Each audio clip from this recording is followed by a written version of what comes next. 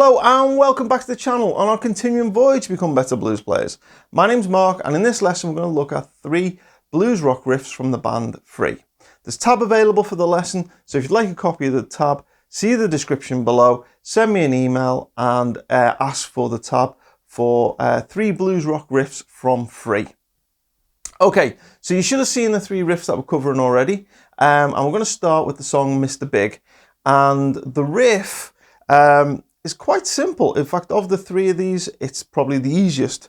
It starts with these 3 notes, okay, and then we hit an E minor chord, and then we do that again, but this time we hit the E minor chord twice. Okay, really simple. The only tricky bit of this is the timing, because all of our emphasis is on the upbeats. So the drummer is playing on the downbeat, 1 and 2 and 3 and 4, but our emphasis is all on the upbeats, because we come in on a on the preceding bar on the and, so you get and a 1 and 2 and 3 and 4 and a 1 and 2 and 3 and 4. Okay, and we're emphasizing those ands. So when we count this, there's 2 bars of the drums coming in, and then after the 4, we go and a 1.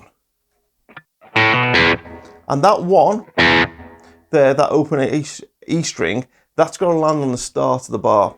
So we go 1, 2, 3, 4, and a 1. And that 1 is the and a 1. Okay, and then the count is and a 1 and 2 and it's that and where we're hitting this chord. Okay, so here we go. In fact, we'll turn this down and see if I'll just count over the top. 1, 2, 3, 4, and a 1 and 2 and 3 and 4 and a 1 and 2 and 3 and 4 and a 1. Okay, hope you're getting that there. So all these emphasis, these chords are on the offbeat, they're on the ands. That's kind of like the only tricky thing about this. And because we've got the drums going on the beat and we're playing on the offbeat, it makes the riff just sound like it's got such a great groove. Okay, so that's the way I think he plays it on the record. Couple of things to note about this. There is another way of playing it where I've seen it played like this.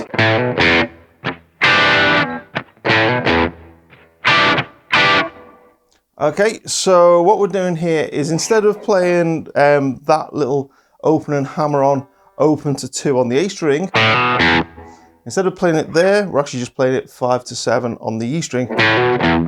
And because that's keeping our hand here to do the E minor chord like this, which is a nice way of playing an E minor chord. It's also useful because it means we can slide down. I think this sounds really nice to play it like this.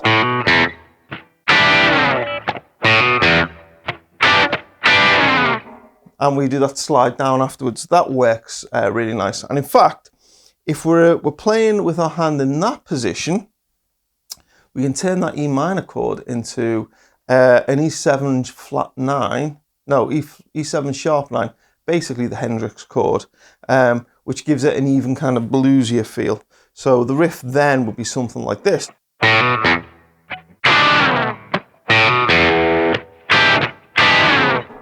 Okay, which I personally prefer. I like it. That's the way I tend to play that riff. So that was the riff to Mr. Big, with a few ideas thrown in around it. Next up, we'll look at the Stealer. So the riff to the Stealer is basically in 2 parts. There's like a bit of a chordy bit, and then there's like a bit of a bass run bit.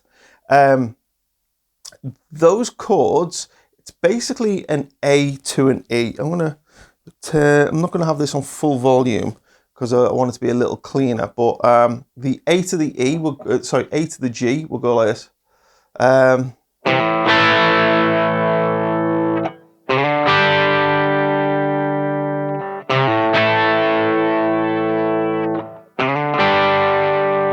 Think of the A and G chords like that. That's basically the underlying harmony of what he's playing. Now what he's actually playing is it starts with this pull off to an A. Okay, and then what we're doing is sliding 3 to 5 and then hitting the 2, that's on the A string, and then the 2 strings above it open. Now, the important thing with this song is that those slides, we're not sliding into the note, we want to hear both notes, both the 3rd fret of the A string and the 5th fret of the A string as 2 independent notes. So we're not doing this, we're doing 2 separate notes. So you hear this one, and then we slide to hear this one. We're not doing this, we're doing this. Okay, hope that makes sense. That idea is going to come back later on as well. So basically, what we've got is this this A chord here, and then we're playing the G chord by sliding in here, and we do that for 4 bars. So the only tricky thing about this is the timing.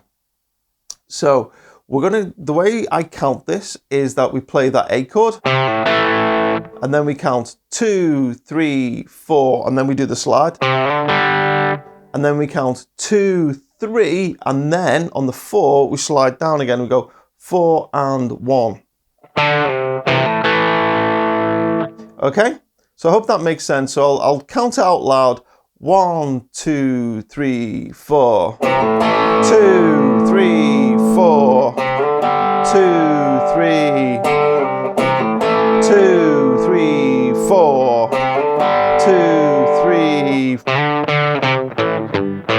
Okay, so that's the chordy bit, and then what we get into is the riff. Now I'm playing the riff like this.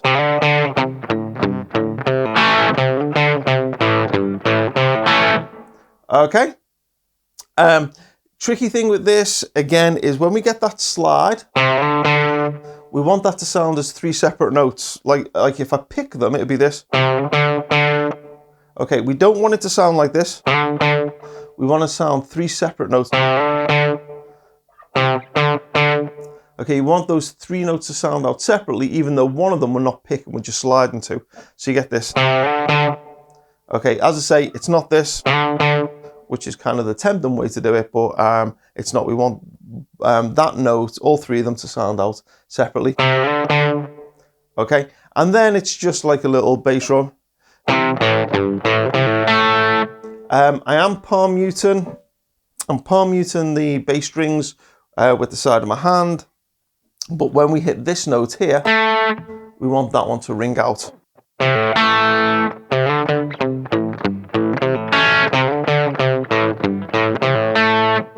Okay? So the other thing to say about this is I've seen this played, but with, instead of using the open position where I'm doing it here, actually using frets 3 and 5 of the E and A string. So it's exactly the same notes, just fretted in a different position, and that will go like this.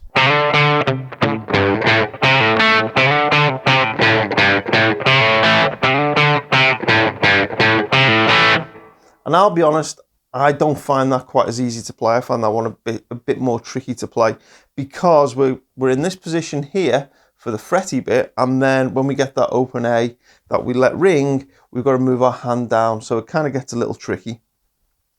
I think the way Paul Kossoff does this on the record, I think he's using that fingering where we are between frets 3 and 5, and because those notes are cut off the very kind of short, and I think he's doing that in the way that he's fretting. I think he's doing this.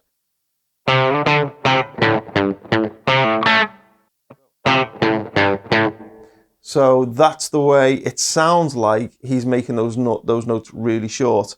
As I say, when I'm doing it in the open position, I'm using the side of my hand in order to do the palm muting, in order to get that same effect. But there it is. That's the riff to the Steeler. It's a great one. Let's now talk about the riff to All Right Now, which is like their biggest song. Before we start, I will say on the original record, this has 2 guitar parts, one left and one right. If you ask for the tab, I will send you both the version that I play and also the original with the 2 separate guitar parts.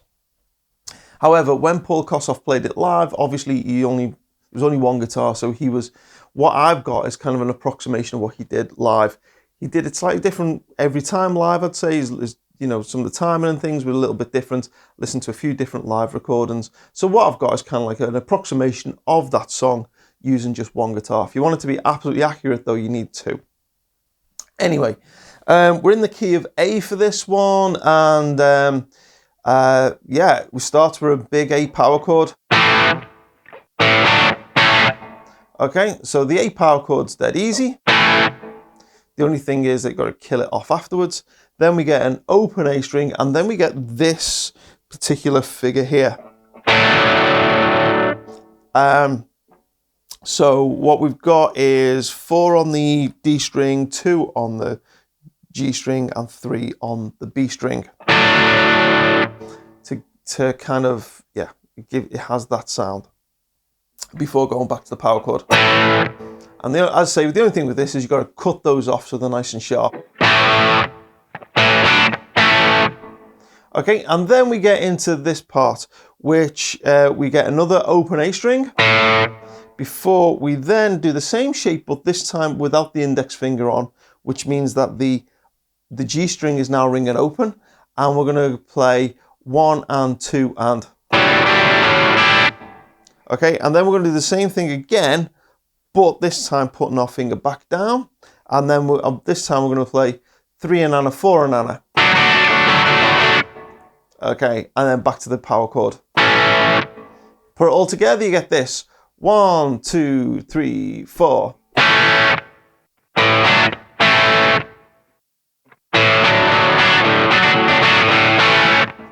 Okay, so that's the basic riff, the way I do it, arranged for one guitar. I'll be honest, when I actually play this live, I've done this song live a few times, I tend to make it this chord here for the opening chord.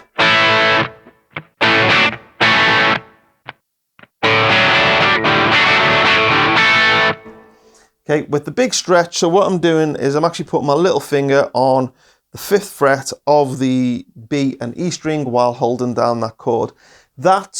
I think that gives a sound closer to what's on the original record, because one of those guitars is on the original record is hitting those notes there to make this kind of like this big chord. Okay, other than that, the timing, if you listen to when he does this bit here, the two guitars on the record have got slightly different timing. He did a slightly different timing when it was when he played it live. So yeah, I've put that in as a kind of a simple way of playing it, but don't worry too much about it. Kind of listen to the original and just go with your own feel on how you want to, which notes in that little run you want to emphasize and things. Okay, so 3 riffs from one of my favorite bands of all time, Free. 3 fantastic riffs. Hope you enjoyed this one. As I say, tabs available. Take care. I'll see you again soon.